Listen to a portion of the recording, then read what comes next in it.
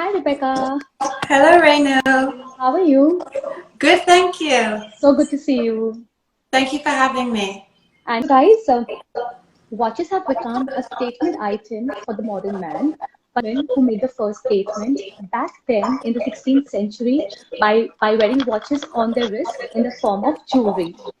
And you know what? Ever since then, watches have become more than just an accessory.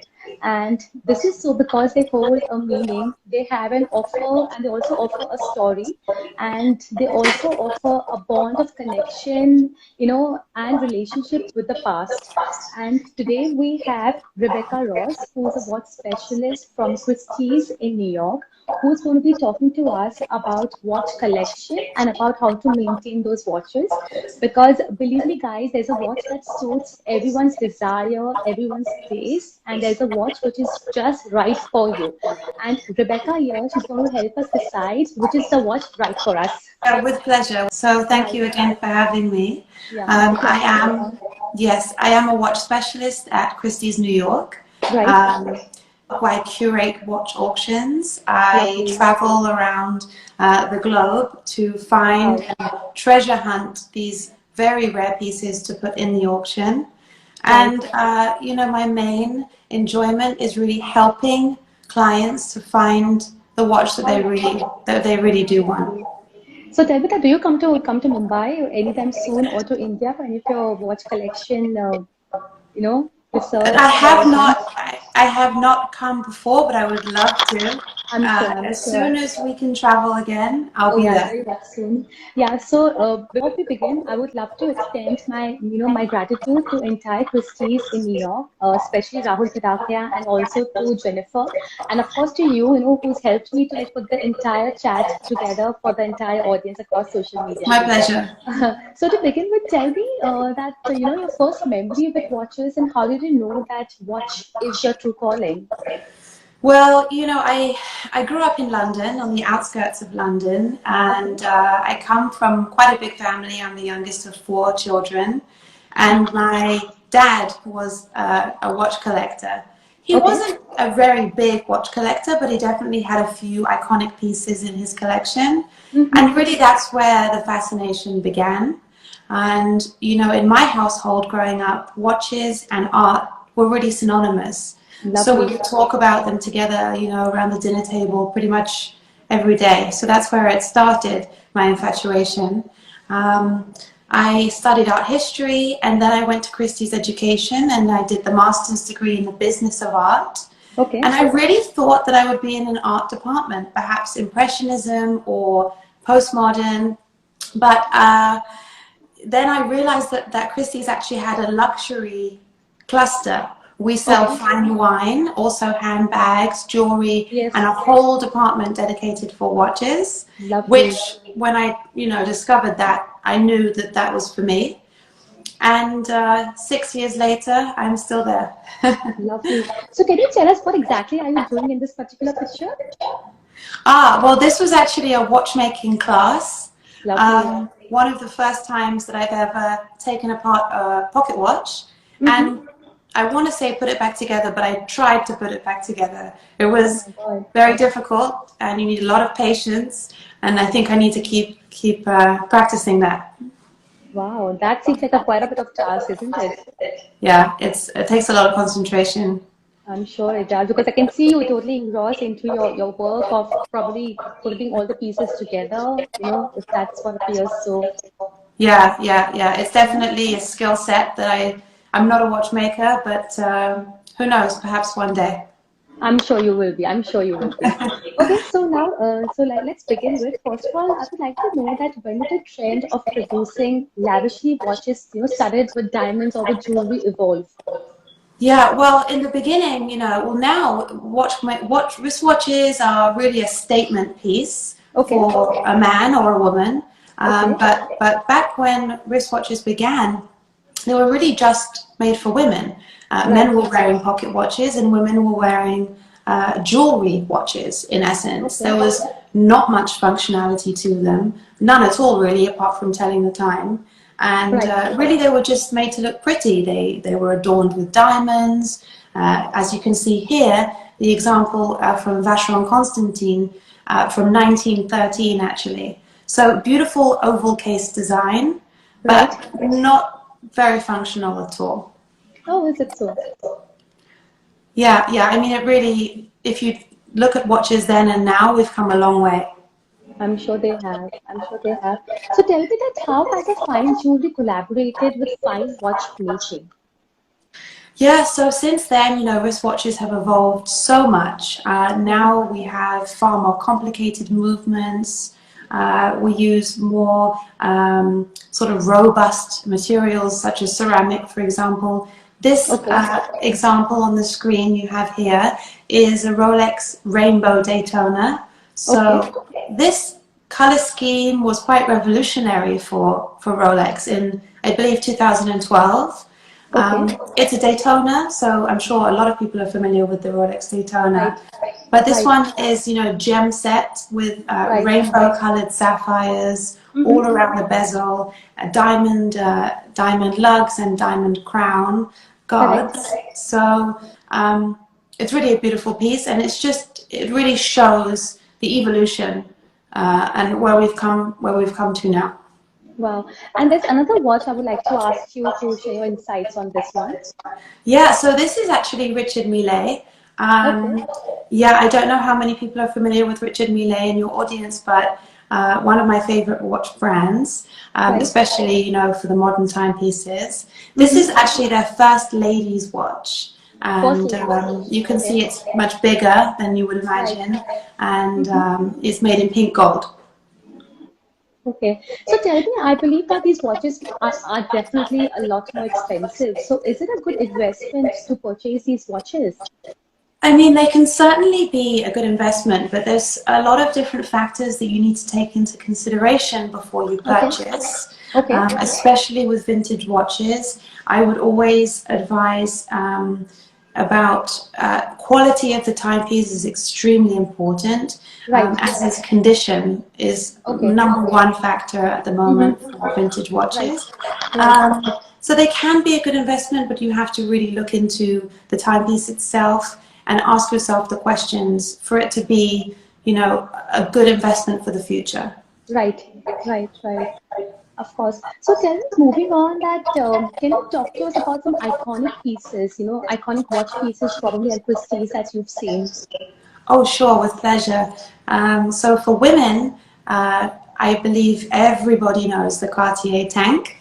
Right. It was first introduced in 1917, and Mm-hmm. since then it's really gone through a multitude of variants. Okay. Um, and it's so iconic for Cartier and so iconic for ladies' timepieces.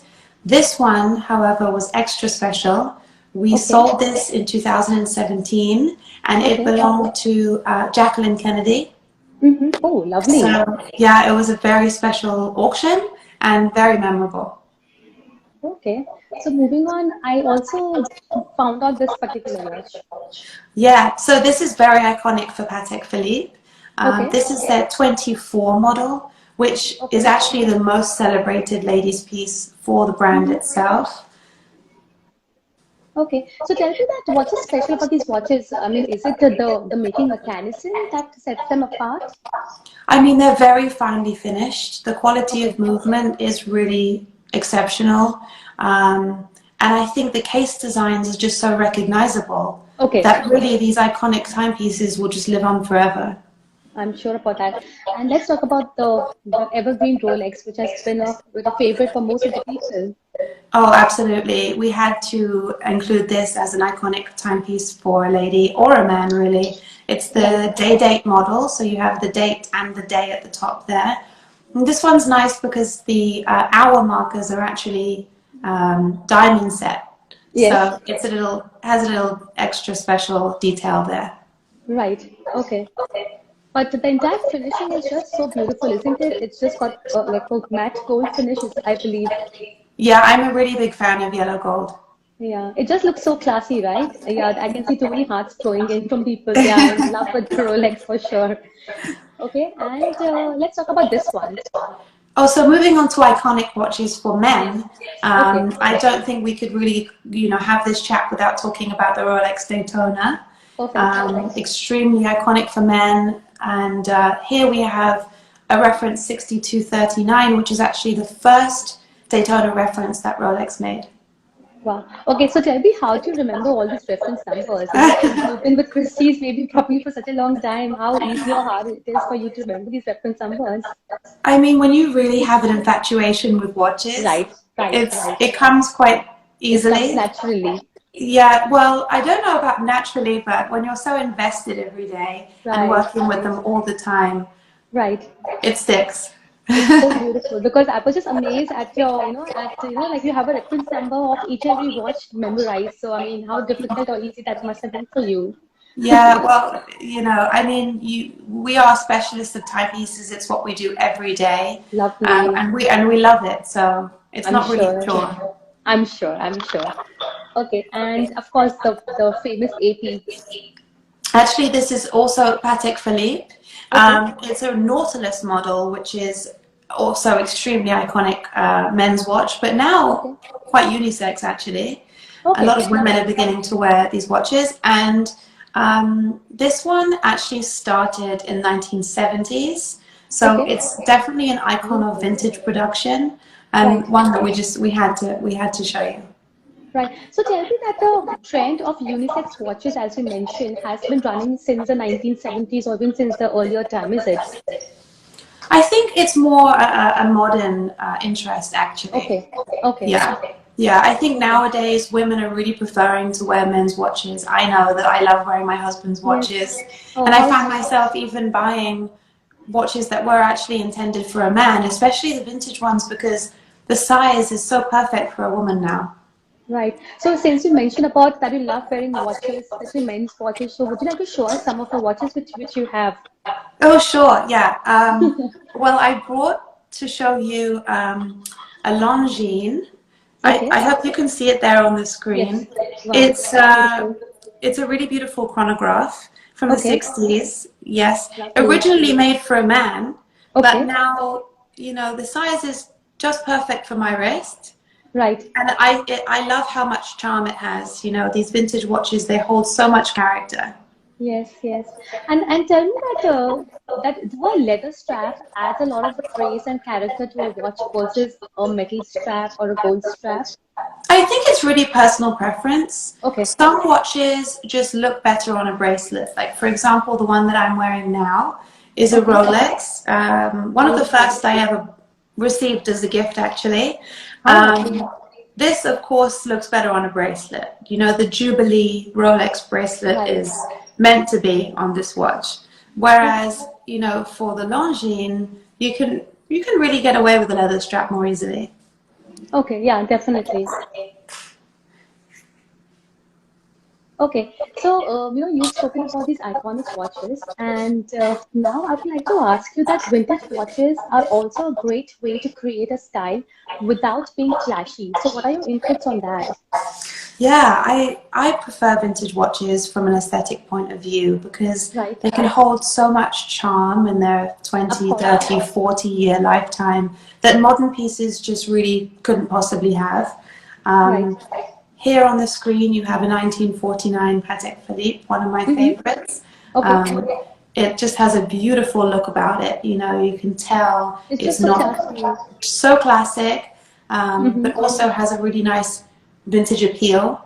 Okay. Um, I personally love the Breguet numerals that you can see, and I mean the condition is super like flawless from 1949, which Right. is so Right. important. And Here how on the much is it? screen, yeah, this is a very special watch. For those that might know a little bit more about Daytonas, this is what we call a pre-Daytona. Okay. Yes, originally when it was made, the dial was black, Oh, and I see. now over time, the dial has changed color and evolved, much like a distressed pair of jeans, for Oh, example. Yet ages, and it ages well. okay. So now it's gone sort of brown, tropical dial, as we call it, hence I my see. Instagram name. Oh, Um, that's where the name has come from. yeah, Okay. and sometimes you can have the color change, but you can also have a texture change. If you looked at Okay. this watch really close Right. up, you would see that. So these kind of details are very sought after in this market, they can increase the value a lot, and they're just more interesting to wear. Okay. Oh, lovely. So tell me that the first Daytona watch which was manufactured, that was with a black dial, is it? And then it changed over a period of time from brown to like probably teal color and so on and so forth. Yes, and what's nice about it is that each tropical dial or each patina that develops is unique to that watch. So no two vintage watches are really the same. Beautiful. It's so lovely. I mean, these watches have a charisma and a charm of their own. So I wanted to ask you that you just showed us that Longines watch. So is that also a vintage watch example? Oh yes, this one is definitely vintage. Beautiful. It's a chronograph, and actually it has what we Can you call hold a, it a little higher? oh Little sure. higher. Yeah, yeah, perfect. Okay. It has a blue scale around the dial. I'm not sure if you can see it, but No. the blue scale is actually a pulsometer scale. Okay. So when this was manufactured, it was made really for a doctor, for Mm-hmm. example, to use the chronograph Okay. buttons and use the pulsometer scale to time a patient's pulse, You're serious. which is really amazing. You know, Beautiful. now we use our iPhones to time anything and everything. But Beautiful. then really it was the main timekeeping device. Wow, so much of thought procedure went there, right? Yes. So, since you mentioned about chronograph, I would like to ask that is there a particular reason why chronograph has become such a trend and everybody loves wearing these chronograph watches? Yeah, I mean, when chronographs were introduced, I think the mid 1800s, it was Okay. absolutely revolutionary to have a timekeeping, you know, in effect, a stopwatch in your Okay. timepiece. If you went to horse racing events, for example, you Oh, could time your right. horse racing events. Um, the watch you have on the screen right now to the right Mm-hmm. is very special. It belonged to Ernest Hemingway, Okay. and we sold it at Christie's last year. Yeah, that's a better view. You can see it as a split-second chronograph. So actually it can time two events simultaneously. Beautiful. And Hemingway was a big horse race enthusiast. So Okay. no doubt he used the chronograph for what its intended purpose. And can you please remind me that this watch was made in which year? Like how many It centuries was back? really the Art Deco period, I want to say. Beautiful. So in the Art Deco period, so much of mechanism was thought about, and people actually thought about, measuring the pulse of a patient, about measuring speed of a horse racing. Yes. Beautiful. And also, you know, for military activity, any athletics, I mean, this was really what you used. But how easy was it, for a person operating this watch to like manage two different horse racing as you just mentioned?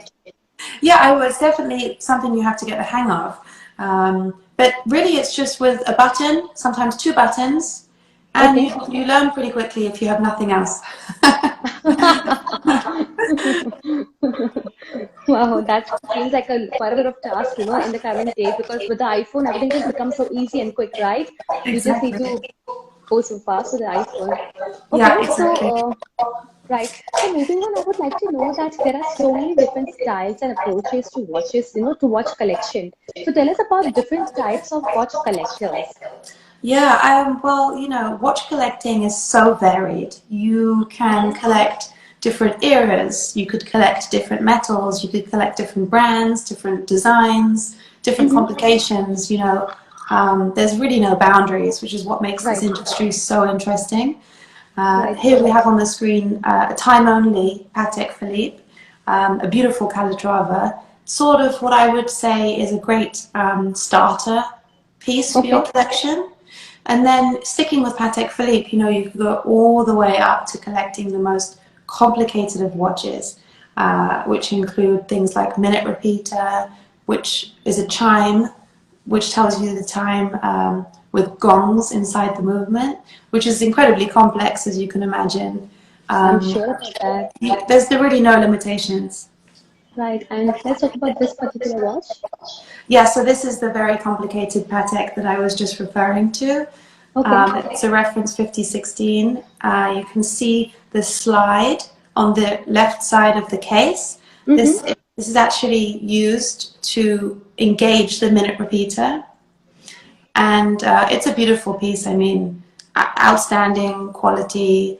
It ticks all the boxes. So, you know, this is like the high end of watch collecting for Patek. Wow. So I believe that each watch has a different story and each watch has its own speciality, which makes it different from the other one, is it?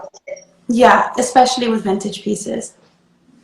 Right. I think, You, that's a beautiful, like a treasure hunt that you undertake about studying these watches in details and to write your catalogs at Christie's. There's so much of research work that must be going, like underneath yes, to understand the mechanism and the operation of these watches.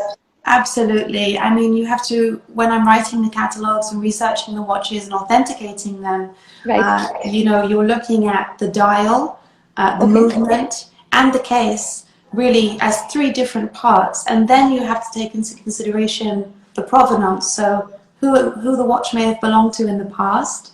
And I Beautiful. think what's very important is how that watch relates in the history of the brand. Mm-hmm. And all these things can really add value and add a lot of interest. Right. So here you mentioned about provenance. So tell me that when you appraise these watches or when you study these watches, just like how we understand a provenance for a jewelry piece, likewise a provenance for a watch is as important. Absolutely, absolutely. You know, if you have a timepiece, for example, from the 1930s, you Okay. really want to know where it came from, who it may have belonged to in the past, if it was someone famous. Um, this can add value, but also be of great interest to the new wearer. Um, so, yes, absolutely. Right. So can you please share with us again the factors which one must consider while purchasing these watches? Mm. Especially for new collectors, Yeah. my first piece of advice is really do your research. Okay. There's a lot of counterfeit models on the Right. internet now, and you know you have to be very careful. I think auction catalogs are really a great way to learn about the industry, Okay. especially now that we have more time on our hands than ever. It's a great time to learn, a great time to educate yourself, and Okay. always, if you can, talk to an advisor. You know, Okay. Christie's watch specialists, such as myself, are always happy to help and Understood. advise at any time. So please reach out and don't be shy. Um, but for the watch itself, I would focus, you know, number one on condition and Okay. quality. Then ask yourself questions like, does the watch come with documentation? Box and Oh. papers, original documents really can affect the value very much. Mm-hmm. Mm-hmm. Lastly, and I know it sounds a little cliche, but buy what you love, because Definitely, you that's really have important. to, yeah, you really have to enjoy this timepiece for a lifetime, and Right. perhaps longer if you want to Right. um, pass it on to future generations. Right, right. So we have a box from, I believe, from Dubai. Christie's was special sending us a hi. So I just wanted to shout out a hi back to Bob. Hi, Bob. So yeah, of course, Rebecca is the best. Okay, so you just mentioned about that so many duplicate and fake watches have been out also in the market. So tell me that, of course, you guys can differentiate between fake and original, but how easy or difficult, it's for us, to differentiate between a fake watch and an original watch. I mean, if you're new to the industry and new to collecting, it's extremely difficult to tell the difference. Now, I think counterfeit models are getting better and better. And I'm sure. sometimes even, you know, the most experienced Right. people can't tell. You know, sometimes it takes a whole team of people to Really? really tell. Absolutely, yeah. So Yeah, tell it's me, getting harder and harder, so it's very important to do your research and be as knowledgeable as possible before you make a purchase. so has an episode happened at Christie's probably where you guys are studying a watch and there's a slightest of speculation or doubt in your mind that this couldn't be an original watch? Or no? Oh, it happens a lot that, you Oh, know, really? watches come our way. Oh, Mm-hmm. sure. Whether the client knows that it's counterfeit or not, it Right, right. happens. It It happens, you know, happens. sometimes. Yeah. Right. Right, right. Okay, so moving on, I would like to ask you that over recent years, watches have changed, and even the preference of collectors have changed. So can you take us through the difference of the watch collectors back then and today? Oh, yeah. Oh, well, now, female watch collectors are looking at larger dial formats. So here on the screen, you have a Tiffany pendant watch from the Mm-hmm. late 1800s, I believe. Beautiful Beautiful. enamel work on the back there. You can see a lady's Right, portrait in enamel. I mean, unmatched, really. So you can still collect watches like this, but now, the possibilities have opened up, and you're also able to collect, let's say, original men's Longines chronograph watches, or Omega Speedmasters, Rolex GMTs, whatever you want. I don't think it's about what is right. right in society anymore, as much as it is Correct. about what's correct for the individual. Mm-hmm. Mm-hmm. Mm-hmm. So tell me that should one keep a budget in mind about as to how much should they spend on a watch collection? Because of course these watches are also very expensive and they're very highly priced. Yes, I mean, you have to be very careful or you will have no money left. And I'm going in that direction because having a borderline obsession with watches, you just want to keep buying them. It's normal, I can tell you. But you have to be careful. You don't want to overpay. You don't want Right. to underpay, but be wary because if a price looks too good to be true, it Mm-hmm. probably is. It probably is. So you have to be Sure. careful. So, like, like you very rightly mentioned that one has to do a lot of research because only then they will have a better idea and a clearer idea whether this watch is worth the price that it's been quoted or not. Yes, yes, you have to be very careful. And again, we're always here to help. Of course, of course, of course. So tell me, what is the whole obsession, which most of the people, especially in our generation, they have about Rolex and that Rolex crown. Everybody wants to have one Rolex piece, at least, for themselves. Sure, sure. I mean, Rolex is probably the most recognizable watch brand, if Yes, not the most recognizable one. right. Mm-hmm. Ever since its founding, I think its marketing efforts have been incredible. Its productions have been really well Okay. received. Mm-hmm. And I think also nowadays there's a lot of mystery surrounding the brand on Okay. the number of pieces that were produced for very special models, Okay. um, and the certain details on dials. The real answers are sometimes quite unknown, and I think this Okay. mystery only increases the desire by collectors for Mm. the brand. Right, right. So tell us more about, the famous Rolex crown, like, because that's something people are so obsessed about. Yeah, well, it's a great logo. It's an Right. unmistakable logo, and that's all there is to it. I mean, they had. It's like any other watch brand, though. I mean, Patek Philippe has the Calatrava, Right. um, and there's so many different logos for different watch brands. It's just that Rolex seems to be the most recognizable, and I Right. think they've pegged themselves as being Right. the milestone gift for Absolutely. yourself Absolutely. or for somebody else Right, celebrating right. a special time.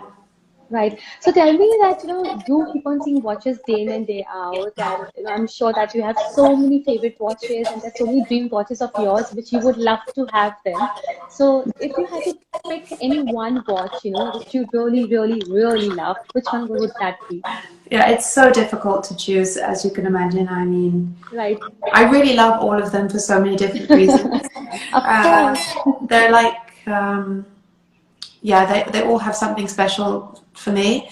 But the one on the screen I chose because it's just an icon for Patek Philippe and Okay. always will be. It's a Nautilus model Okay. designed originally by Gerald Genter, who's one of my favorite designers. And Beautiful. yeah, and this is a reference 3800, which has center seconds, which I prefer to a watch that doesn't Okay. have seconds. And the Mm-hmm. size is just perfect. And also I love two-tone gold and steel. So Yes, I I would was choose just this looking one at if I that. had to. Right. And I believe that, this particular dial that's also relatively pretty big. So it's, can this watch go for both, like for men and for women, or it's just for the ladies? Oh, sure. I think the 3800 is actually a great size for both. Okay. But for men, there are larger versions. For example, the Oh, okay. 3700 is a little bit larger, and now the newer model, the 5711, is a great size for men. Right. So, since you've mentioned a lot about these unisex watches, so I was just thinking out aloud that it's a big good investment, that a man and the woman of the house can probably share the watch. So, that way one can collect more watches instead of collecting one to each. Sure. I mean, I really do force my husband to buy a lot of watches. Whether they're for him or for me is Right. debatable. Right, right. So yeah, we've been reading comments that 5711 is a very, very, very cool one. Yeah, I think you should really share what you love Yes, with your true. loved ones as much as possible. Right, absolutely. So tell me that, what is the procedure? How can one probably reach out to Christie's, and can offer their watch for an auction, or can purchase a watch from Christie's, through an auction? Oh yeah, it's very easy. You can always reach out to Christie's if you want to buy or sell a watch at any Okay. time. You know, again, we're here to help. And don't be intimidated to come to the auctions. I feel like a lot of people are sometimes quite Yes. intimidated to come to auction houses, but you really don't Right. need to be. It's a great Right. way to learn. It's a great way to get into the industry and into the Right. community, Right. and be surrounded by like-minded people who also have the hobby that you have, which is always nice to Right. have that community. Right. Um, and we have in New York, on our typically we have 2 live auctions a year in New York, 2 in Lovely. Geneva, 2 in Hong Kong, Nice. and 1 in Dubai. And we also have online auctions all the way throughout the year. And on Okay. top of that, we provide a bespoke service, which we call private sales, where you Okay. can buy and sell at any time of the year. Well, lovely. So tell me that you mentioned that you have auction twice in a year in New York. So like how in jewelry there are these previews which takes place. So likewise in watches also, are there any previews for the watches where one can come, try on the watch, feel the watch, understand the mechanism of the watches? Oh, absolutely. And I would recommend definitely coming to take a look in person because it's a very personal thing Right, when you buy a watch. And I think to try it on, see how it feels, see how the weight feels is very important. We right. have previews in New Okay, York, for example, that last for on average 1 week before the auction takes place. okay. So you can come, we can chat, and you can try on the watches. So I'm guessing it's the same procedure how it is, probably for a jewelry auction, to have a preview where people can come, try on, get a closer feel of the product, and then of course, then the auction takes place. Absolutely, it's the same thing, yeah. Right. And So, sometimes in New York, just to add to that, we have Luxury Week where you oh, can come and see the watches and also the handbags and the wine and the jewelry all under one roof. oh, beautiful. And when is that? Probably I should plan a trip to New York when that happens. Yeah, this year it's scheduled for July. Okay. Okay. So that's coming up. But now let's see what the situation permits us to travel around across continents till July or not. Yeah, exactly. Yeah. So now, you've spoken to us all about these exclusive watches, but I believe these watches also require a lot of maintenance. So can you talk to us about the maintenance procedure of these watches? Sure, yes, it's very important actually. You want to maintain the watch's original condition as much as possible. Okay. So try not to go and have it serviced by any watchmaker that you don't. I would always go to the brand if you want Okay. to have a service. Um, and I would always service, let's say, on average 3 to 5 years. Okay. Um, yes, and and also when you're storing your watches, try and store in a dry, cool environment, not too hot, Mm-hmm. and don't just throw your watches in a drawer altogether Oh with yeah, I do your that jewelry. sometimes. Yeah, because they'll scratch very easily. You want to try and keep them Right. separate if you can. Right. Tell me about polishing of these watches. That you think is it advisable to give these watches, outsource them for polishing because if you've been wearing it for so many years, there can be scratches. So how do you overcome such challenges? Yeah, it's very important not to over polish because if you over polish gold, for example, the Okay. intended shape of the watch is lost because some gold would come off with the polishing. And Oh, I so what see. was once a very sharp case is now rounded and has potentially lost the original hallmarks that were stamped Oh, in the gold. So you don't want to do that. You just have to be very careful.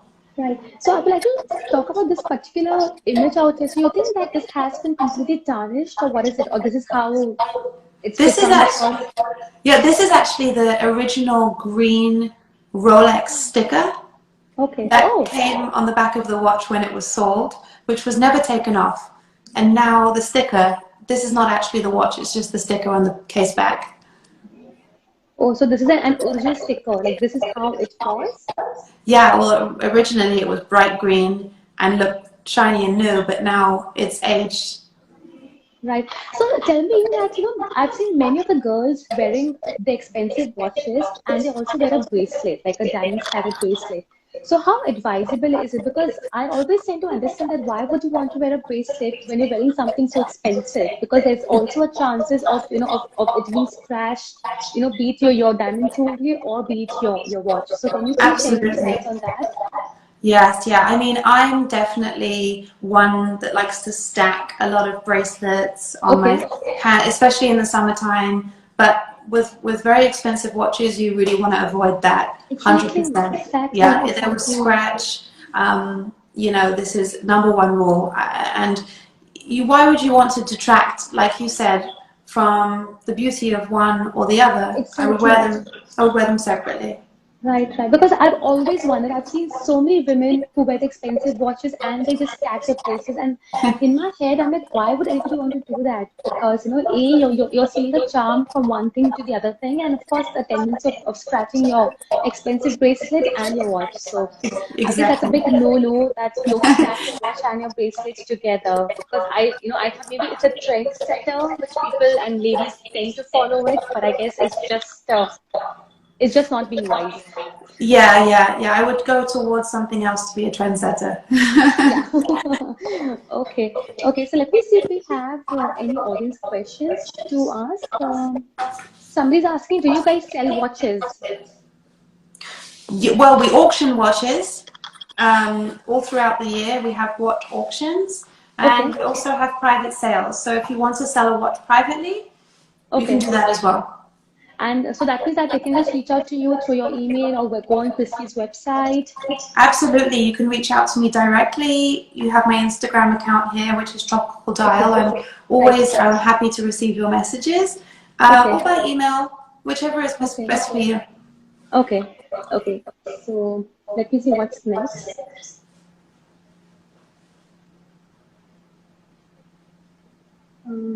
Guys, if you have any questions, please feel free to ask Rebecca. How can we compete with the current brand manufacturing the watches? How can we promote them? I'm not too If sure you're what a watch brand yourself, I'm not too sure what she means. How can you compete with the current brand manufacturing the watches? It's a little unclear to me unless if you want to share your thoughts on that.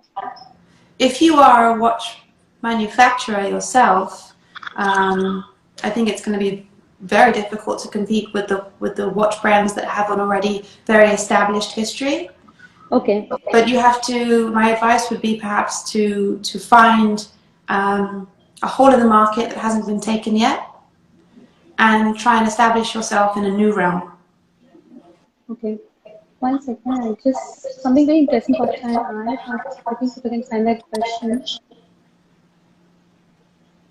Somebody asked about some certificates, whether are the watches certified? I can't recall. So Uh, watches are originally, they do come with certificates. For example, Patek Philippe comes with its original certificate. okay, And you can also write to the brand. If you have a Patek Philippe that doesn't have a certificate with it, you can also write to the brand and they'll issue what they call an extract from the archives, okay, which is really important to help authentication right. and potential resale. Right. Sanat wants to know what makes some watches so expensive. Well, there's a number of things. Rarity is a big factor, so if there aren't a lot of them produced, Okay. This increases the value. How hard are they to find? Increases the value. Also, how many complications does a watch have? Typically, the higher number of complications and Okay. functions, the more Right. valuable the watch is. Oh, Um, lovely. if the watch comes with its original certificate and presentation box, this can increase the value. Mm-hmm. If it's in better condition than another Mm-hmm. one that isn't Mm-hmm. as good, this can increase the value. There's many Mm-hmm. different factors that go into it. Right. So, are these in reference to vintage watches which have been made since probably centuries back? Yes, exactly. Okay, lovely. And what's your take on price rises of the big brands post-COVID? Well, it depends which model we're talking about exactly. Mm-hmm. I think COVID has had a positive and negative effect on different I'm ends of sure. the industry. Yeah, I'm I sure. think we're only really going to see the effect a little later on when we're truly Mm-hmm. out of the pandemic. Mm-hmm. So, since you mentioned that you guys have a upcoming auction in July, right? Or that's what you mentioned? Yes, So, what are exactly. your anticipation, for that particular sale? Because July is not too far away either. Yeah, well, we just finished an online sale from Hong Kong. It finished Lovely. on the 20th of May, and it was the highest grossing online sale Hong Kong has ever had, Mm-hmm. with 96% sold. So we were Beautiful. extremely happy with that, and it just shows how strong the market is right now. So Right. I anticipate the July sale will follow in the same footsteps. I'm sure it will. I'm sure it will. Um, or which brands retain most value with time? I mean, I think Patek and Rolex take up around 80% of our auctions. Mm-hmm. They're really the king or kings of the watch industry. So if you're a new collector, I would perhaps start there. Okay. So that's what you will advise to all the new collectors, either is Patek Philippe or is Rolex. These are the classic ones that you would advise. These are really the classic ones, but I mean, also there are so many other brands like There's Longines, so many. Universal Genève, Cartier. I mean, that really can't be discarded, and Right. we could go on forever talking about them. Right. And how about this particular brand known as Hublot? Oh, Hublot. Yes. Because I've seen that even they make really lavish diamond-studded watches. They do. They certainly do. They are embedded with lots of diamonds. Some of them. Yes. Some of Right. them are not. I mean, we do have a lot of Hublot in our auctions. It's a modern watch for a modern man, I Okay. would say. Okay. Okay. Um, I'm not too sure what this question means. What's your take on Jacob and Company's 18 million dollar billionaire diamond to believe? Well, it's not a watch that we've sold, Okay. and it's not really a watch that Christie's would. It's not really a watch that we might offer in one of our auctions. We typically Mm-hmm. go towards vintage Rolex, vintage Patek, and Beautiful. yeah. So I really couldn't advise on that one, to be Right. honest. So, can you please take us through your journey that, when you go out for treasure hunting of these watches, because I'm sure that looking at so many watches, like on your table, how easy or difficult it is for you to judge which is the right one, which should, be on your catalog and so on and so forth. Yeah, I mean, treasure hunting is really a big part of my job. It's so enjoyable and so exciting.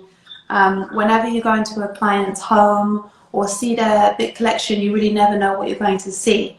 And that's the excitement of it. Sometimes it's not for us, and sometimes it's something that will be the star of the auction. So you really never know. And that's a really fun part of my job. I travel all over the United States, meeting Beautiful. with clients. Also, clients come to Christie's on their own Right? accord for valuations. And Okay. then, yeah, so you can come for a valuation to see how much your timepiece is worth. Mm-hmm. And so I find a lot of watches that way as well. Wow, that's such an interesting profession to be in, to go treasure hunting of watches, to try them on, then of course to like write an entire catalog, and then to have them auctioned out. Yes. Okay, I'll just see if I have any more questions. Or would you like to share anything which you have been often asked by your customers and your clients? Anything that I've been asked? Well, I guess the usual questions are, what's your Right, favorite watch? right. And I mean, I always go to sentimentality. I think watches are so sentimental that I always go to the first one Absolutely, that I ever had in my absolutely. collection. And I think that's what's so important when you have a collection. It's about what the watches mean to you, Right. more than anything else. Yeah. Somebody's asked a question about what is your favorite watch for men? What is my favorite watch for men? Yes. Oh, it really depends on the man. So many different styles that Right, you could right. go with. Much like how a man would dress, there's a different watch for Absolutely. every different Yeah. occasion, Mm-hmm, every different mm-hmm. style of dressing. Right. I mean, you could go from the Nautilus that we mentioned earlier by Patek, or the Right, Rolex Daytona. Those are right, two great ones to start with. right, right. Absolutely. So, tell me that, I've always associated like a black strap or a leather strap, with something more elite and something more sophisticated. So is that what really the case is, that the leather strap is always more elegant and more sophisticated versus a metal strap watch?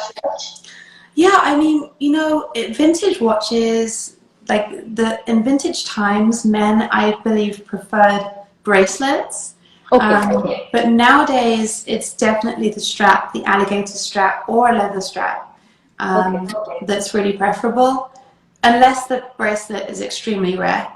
Right. Um, so, yeah, I also like just a nice black alligator Yeah, strap. right. It just looks so elegant and so classy. And plus, Yeah. I guess it goes on with everything. You don't have to be worried whether that strap goes on with the outfit or doesn't go on with the outfit. It just goes on Absolutely. with And I think everything. also for a woman, interchanging straps is also a great way to change the aesthetic. Oh, I see. Views on smartwatches? Oh, smartwatches are more like a computer than they are a Right. watch. My business is Absolutely. really collectible watches, Right. very rare watches, so it doesn't really Rare fall under the watches. same category. But Mm-hmm. I do have one and I use it regularly. Yeah, I'm sure about that because I guess that's a calling of the hour. We all need to have our smart watches, for us to just answer our calls, see our times, and just be, on the go. Sure, I mean, you can look at your smartwatch and know the time, but you can also look at your regular watch in the morning, and there is a certain enjoyment of winding the watch every morning. I mean, for me, it's like a ritual Right. to get up in the morning, look at my watch, wind it for the day. There's just something quite nice about that as a routine. Oh, I never thought about that. Yeah, that's interesting to know. Okay, so I guess we don't have any more questions, and we're almost about time. So thank you, Rebecca. Thank you Thank for you so all your much. time, and it was lovely having you and getting all the beautiful insights on these luxury watches and also about the art of collecting these watches.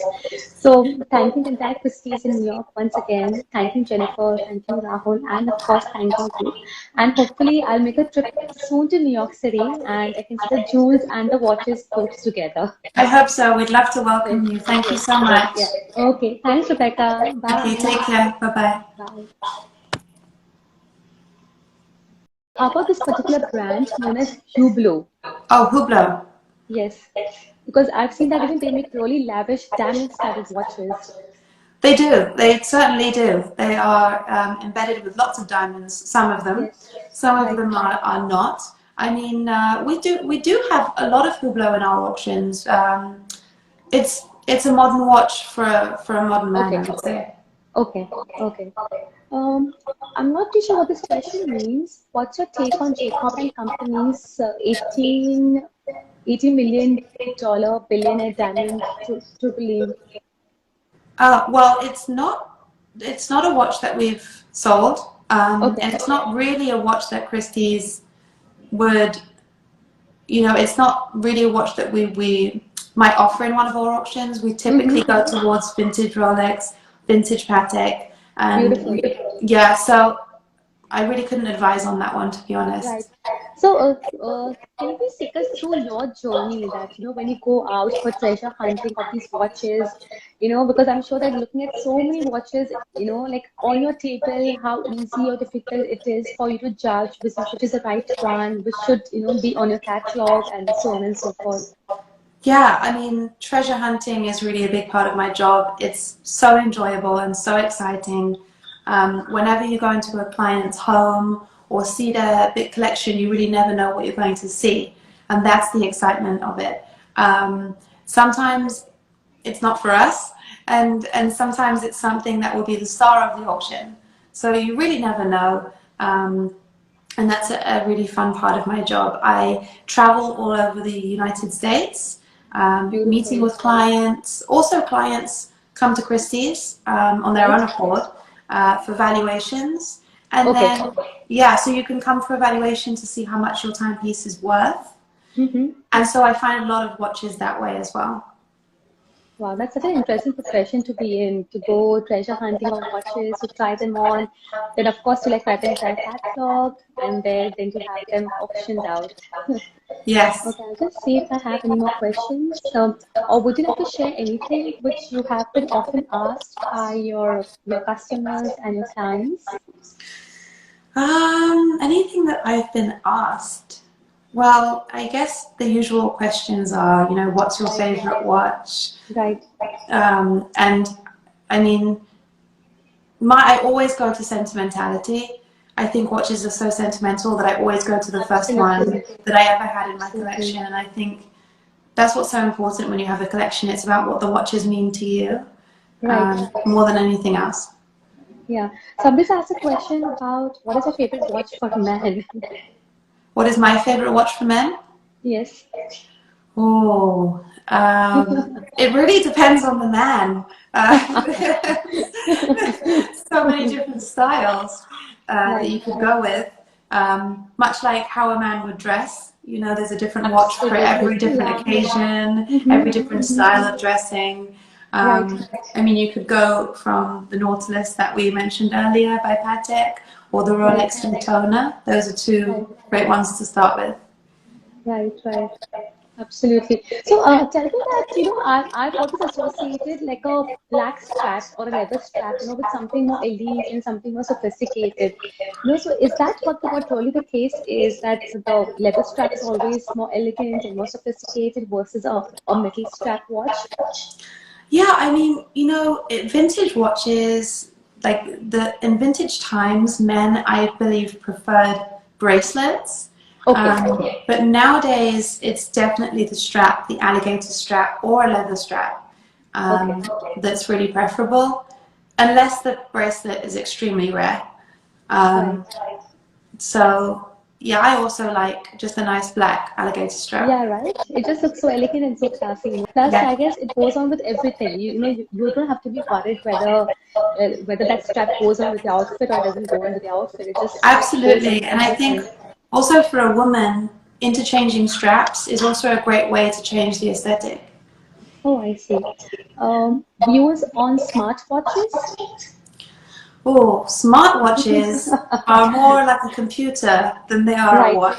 My business is Absolutely. really collectible watches, Right. very rare watches, so it doesn't really Rare fall under the watches. same category. But Mm-hmm. I do have one and I use it regularly. Yeah, I'm sure about that because I guess that's a calling of the hour. We all need to have our smartwatches, for us to just answer our calls, see our times, and just be, on the go. Sure, I mean, you can look at your smartwatch and know the time, but you can also look at your regular watch in the morning, and there is a certain enjoyment of winding the watch every morning. I mean, for me, it's like a ritual Lovely. to get up in the morning, look at my watch, wind it for the day. There's just something quite nice about that as a routine.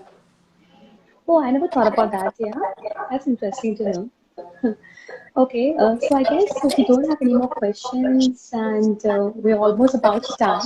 So thank you, Rebecca. Thank you Thank for you so all the much. time, and it was lovely having you and getting all the beautiful insights on these luxury watches and also about the art of collecting these watches. So thanking the entire Christie's in New York once again. Thanking Jennifer, thanking Rahul, and of course thanking you. And hopefully I'll make a trip soon to New York City and I can see the jewels and the watches both together. I hope so. We'd love to Great, welcome you. Thank you great, so great. much. Yeah. Okay. Thanks, Rebecca. Okay, Bye. take care. Bye bye. Bye.